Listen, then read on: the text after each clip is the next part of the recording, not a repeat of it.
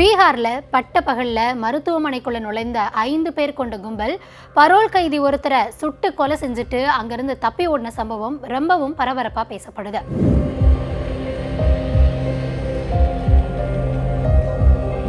பீகார்ல சட்டமன்ற தேர்தல் நெருங்கிட்டு வரக்கூடிய சூழல்ல கடந்த ஒரு மாசத்துல மட்டும் அடுத்தடுத்து படுகொலைகள், துப்பாக்கிச்சூடு இது போன்ற சம்பவங்கள் அதிகரிச்சுட்டு வருது.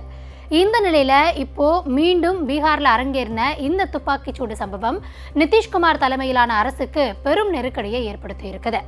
24க்கும் மேற்பட்ட கொலை வழக்குகளில் தொடர்புடைய சந்தன் மிஸ்ரா அப்படின்ற குற்றவாளி சிறையில் இருந்து பரோல்ல வந்து பாட்னா பராஸ் மருத்துவமனையில் சிகிச்சை விட்டுட்டு வந்தார்.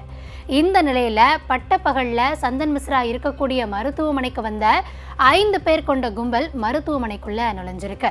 அதுக்கப்புறமா நம்ம படங்களில் பார்க்குற மாதிரி அங்கே இருக்கக்கூடிய அறைகளில் ஒன்றொன்னா பார்த்துட்டே போயிட்டு வந்த அந்த கும்பல் தாங்கள் மறைச்சு வச்சிருந்த துப்பாக்கி எடுத்து சந்தன் மிஸ்ரா சிகிச்சை பெற்றுட்டு வந்த அறைக்கு போய் கண்ணிமைக்கிற நேரத்தில் அவரை சரமாரியாக சுட்டுட்டு அங்கேருந்து தப்பிச்சு ஓடியிருக்காங்க.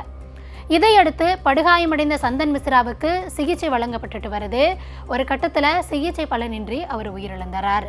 இது குறித்து வழக்கு பதிவு செஞ்ச போலீசாரோ முதற்கட்ட விசாரணையில் ஒரு காலத்தில் கூட்டாளிகளாக இருந்த சந்தனும் ஷெருவும் பாகல்பூர் சிறையில் இருந்துட்டு வந்தப்போ 2 பேருக்கும் நடுவில் தகராறு ஏற்பட்டதாகவும் இதனை அடுத்து இருவருமே தனித்தனி கோஷ்டிகளாக பிரிஞ்ச நிலையில் அப்பப்போ இந்த 2 பேருக்கும் நடுவில் மோதல் இருந்ததாகவும் கும்பல்களுக்கு இடையிலான பழைய பகையே இந்த கொலைக்கான காரணம் அப்படின்றத தெரிவிச்சிருக்காங்க.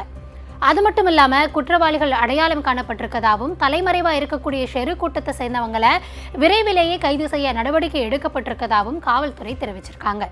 இந்த சம்பவம் தொடர்பான வீடியோ இப்போ இணையத்தில் வெளியாகி பரபரப்பை ஏற்படுத்திட்டு வருது.